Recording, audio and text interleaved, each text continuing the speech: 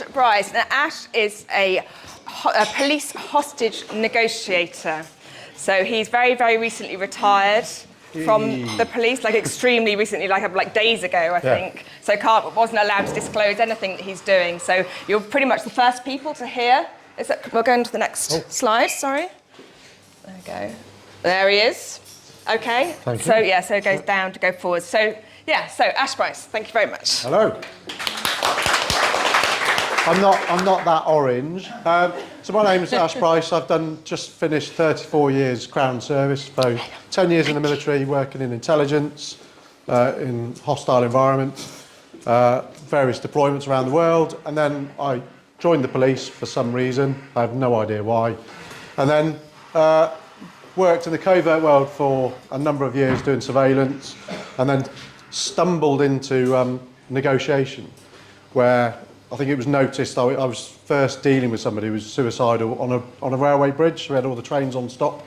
I'd had no training, and I cuffed it, properly cuffed it. I had no experience. I just thought, that's a person, I'm a person.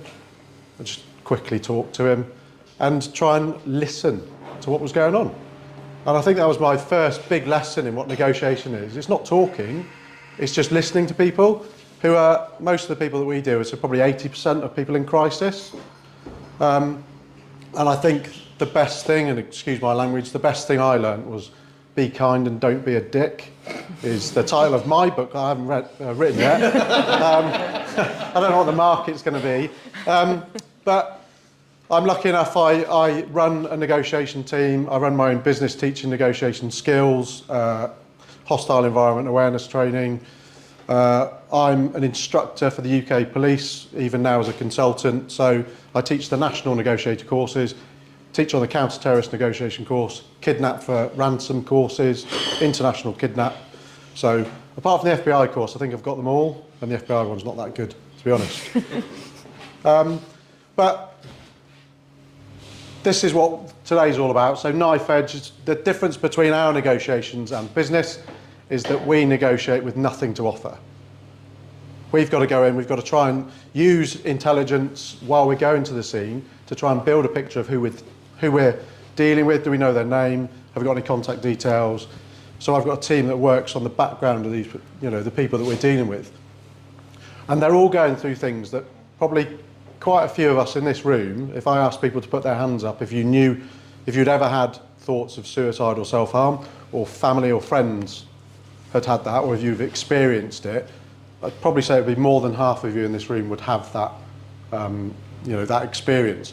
So what we do, we've got nothing to offer, so I've just got to try and talk people down very quickly. I've got to try and get my foot in the door of, don't do it. I'm not going to say, I understand what you're going through, because they'll just bite back and say that we don't. Never tell anyone to calm down, because never in the history of anyone needing to calm down has anyone ever calmed down. But so I'm lucky enough, we do this. I train and I lecture at universities, working for UCL, Oxford and things, just on our skill set. And this is what most people think, that communication is a soft skill set. It's a soft skill. We're just chatting, and what a nice little picture. But you go into a business meeting, and if you're not prepared, people will walk all over you. If you haven't got predicted dialogue, about what your USP is, or how to deal with certain questions that are going to come up, your lack of preparation, you'll get walked all over. So our environment, this is a training one. So for us, tactical comms is an elite skill set. So the national course is probably 14-hour days, 2-week course for every day, and the pressure builds and builds and builds to this, where we've got firearm sieges, where you're trying to talk somebody out. How do you get a hostage released?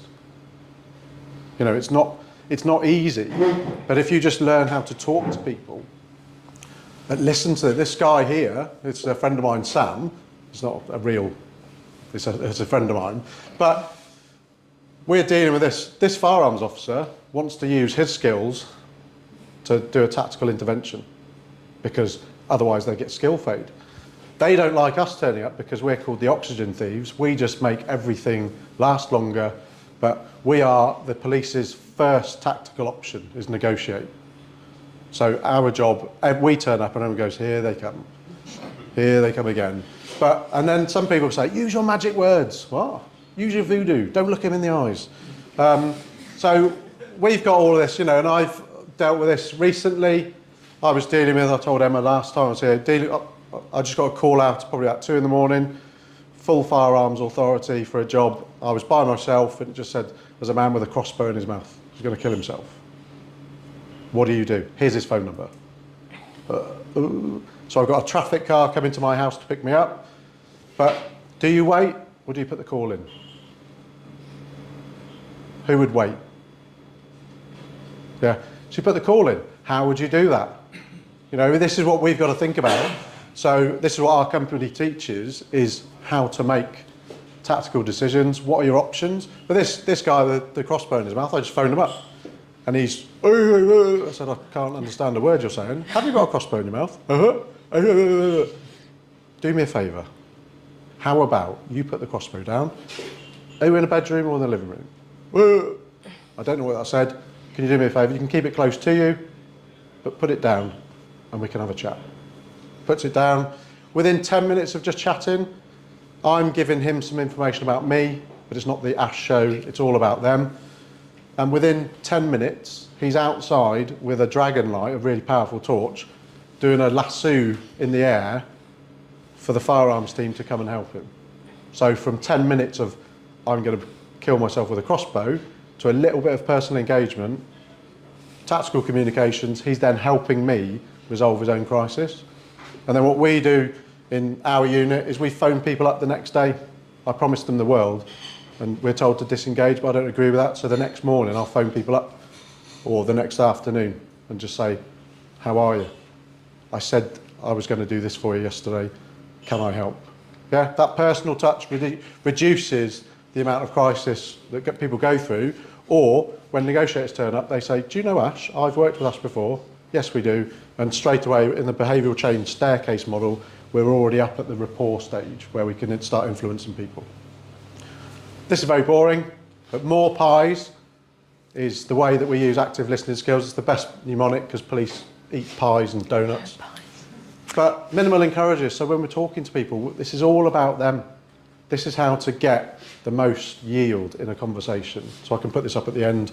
But a good example of this, we reflect people's speech, we talk about their emotions and paraphrasing. So what I do, and I teach this to people, is have the courage to say something and pick up on what's going on and say, from what you've told me, so you paraphrase it, blah, blah, blah, blah, blah, which is making you feel, and put an emotional label. So what you're telling me is you've been working long hours for a family holiday, you've been working all the hours under the sun, you've been earning overtime, but in that time, your wife, partner, has felt lonely, and your neighbour has then started to comfort your wife, and your wife is having an affair with your neighbour while you've been trying to save up. And that is making you feel, and talk about the loss of respect, the loss of status, the loss of their relationship, the loss of trust. And then I do an effective silence. So most people, and it's not just a silence, paraphrase, that's making you feel like this, and leave it for 12 seconds. 95% of people will fill that gap within 12 seconds about their feelings. So it's like a tennis match in a conversation. Your turn, my turn, your turn, my turn. So we just bounce it off. Once people are listened to, they feel valued and they feel understood, that's when you can make progress. Tactical use of names. Who here has got a name? Hands up. See that? So if I said Stu, when I was talking, there's two Stews that I know here, but straight away, because a loved one gave you your name, and if you're at a cocktail party, not that I've ever been to a cocktail party or if they even exist, there's a colourful slide, but if you're talking, it happened today, I was talking to Stu, that Stu, and somebody mentioned Stu, another Stu in a nearby group, and his attention went, yeah? So we all do that. So when people are in crisis, or you need to sort of burst somebody's bubble, we use their name just to sort of ground them. It's a reality check, get them back. Don't overuse it, but we just use that. And you could see it as an example today or at a dinner party. If you're a passive listener, you just go, and then somebody mentions your name, it's an excuse to go over there, isn't it? To get away from it. So there's 6 different modes of listening, and I won't bore you with them now. But passive listening is probably what most people do in these parties, but reflective listening is the one that's most important. That's where you listen to what's being said, you don't judge people, but you try and pick up on the emotions of what's going on and then use it to good effect. Because once you understand somebody, you can make progress. And luckily, there's no wood here. Yes, there is. I had 100, so I've been doing this for 10 years. I've got 100% success rate with all of my negotiations as a coordinator and as a lead negotiator. So we're the 8th busiest police force in the UK. So I probably go to 50 deployments a year, and I've been doing it for just under 10 years. So I've got quite a lot of experience, and I teach for 8 weeks of the year around the UK. But this is what it's all about. Everything that underpins negotiation and progress is about trust. So for us, building rapport, and a good book for people to read would be the book Rapport by the Allisons. And that talks about Orbit, which is observing rapport-based interpersonal techniques, which is a model that we use in counter-terrorist negotiations, and then it's just come into the national programme now. And the book tells you how to build bridges very quickly and then get people to trust you. Because once people trust you, you can start influencing them. Everyone heard of Robert Cialdini, about weapons of influence? So there are 7 principles of the weapons of influence, and the most important one is one he's just added recently, which is unity. So if you've got a shared lived experience with somebody, then you'll go up this influence ladder very quickly, because people like them, and if they trust somebody, you can influence them to step away from the edge, and you can share an experience. So if you've been through trauma, which I'm sure we all have, give a little of yourself and you get a lot back. How am I doing for time? You're just on exactly 10 minutes. Here endeth the lessons. Right. Hey, short and sharp.